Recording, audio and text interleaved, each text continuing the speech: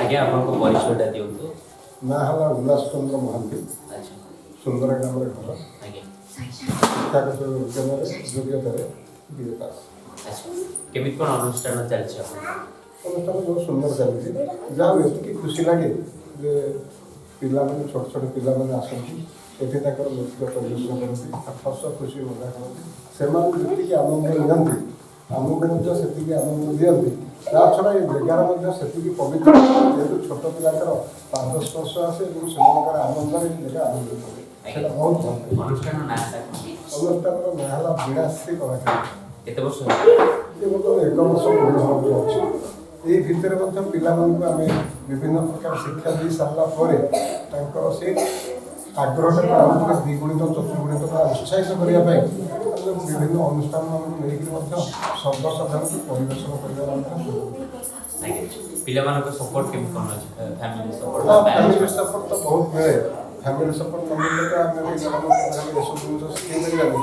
ବର୍ତ୍ତମାନ ଆଜ୍ଞା କମର୍ସିଆଲ ଯୁଗରେ ବା ବ୍ୟବସାୟିକ ସମୟ ଭିତରେ ସମସ୍ତେ ଶିକ୍ଷା ଏବଂ ସେ ଶିକ୍ଷା ଭିତରେ ଇଂରାଜୀ ଶିକ୍ଷା ପାଇଁ ସମସ୍ତେ ପ୍ରଭୁତ୍ୱ ଦେଉଛନ୍ତି। ଆଜ୍ଞା ତେଣୁ ସେଥିପାଇଁ ପିଲାମାନଙ୍କୁ ବହୁତ ଟ୍ୟାକ୍ସ ବହୁତ ଟ୍ୟୁସନ୍ ଏସବୁରେ ବ୍ୟସ୍ତ ରହିବାକୁ ପଡ଼ୁଛି। ତା ଭିତରେ ମଧ୍ୟ ପ୍ୟାରେଣ୍ଟସ୍ ମାନେ ସମୟକୁ ଆଡ଼ଜଷ୍ଟ କରିକି ଆମ ଅନୁଷ୍ଠାନ ପ୍ରତି ସେମାନଙ୍କର ଆଗ୍ରହ ରହିଛି ଏବଂ ପିଲାମାନଙ୍କୁ ଆଣି ଛାଡ଼ୁଛନ୍ତି ନେଉଛନ୍ତି ଏବଂ ଏଥିପାଇଁ ମଧ୍ୟ ସମୟ ଦେଇପାରୁଛନ୍ତି। ସେଇଟା ବି ଆମକୁ ବହୁତ ଉତ୍ସାହିତ ଲାଗୁଛି ଯେ ଆମ ସହିତ ପିଲାମାନେ ଏବଂ ତାଙ୍କର ପ୍ୟାରେଣ୍ଟସ୍ ମାନେ ଆଗ୍ରହୀ ଅଛନ୍ତି। ଆଜ୍ଞା ବହୁତ ଭଲ କଥା ସାର୍ଙ୍କର। ଆଉ ଆସୁଛି ଆମର ନୂଆ ବର୍ଷ କ'ଣ କହିବେ? 2024 ସମସ୍ତଙ୍କ ପାଇଁ ମଙ୍ଗଳମୟ ହେଉ। ସମସ୍ତଙ୍କୁ ସୁସ୍ଥ ରୁହନ୍ତୁ ଏବଂ ପ୍ରାକୃତିକ ବିପର୍ଯ୍ୟୟ ଏସବୁ ଅପସରି ଯାଉ।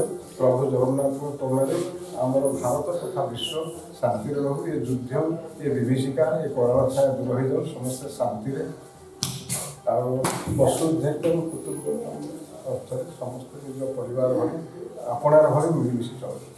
ଆଉ ଯାହା ହଉ ଆମେ ସାର୍ଙ୍କ ସହିତ ଦିନ କଥା ହେଲେ ସେଇ ଜଗନ୍ନାଥ ପ୍ରାର୍ଥନା ଏମିତି ଆପଣଙ୍କର ଅନୁଷ୍ଠାନ ଆଗକୁ ଯାଉ ବା ଆପଣଙ୍କର ଏମିତି ଥାଉ, ଏମିତି ଆଶୀର୍ବାଦ ପିଲାଙ୍କ ପ୍ରତି ଥାଉ, ସବୁ ଜାଗାରେ ସେ ସୁନାମ ଅର୍ଜନ କରନ୍ତୁ ଚାରିଆଡ଼କୁ। ଖାସ କରି ଆଜି ଆମେ ସାର୍ଙ୍କ ସହିତ ଭେଟି ପୁଣି ଥରେ ଦେଖା ହବା। ରହୁଛି ସାର୍ ନମସ୍କାର।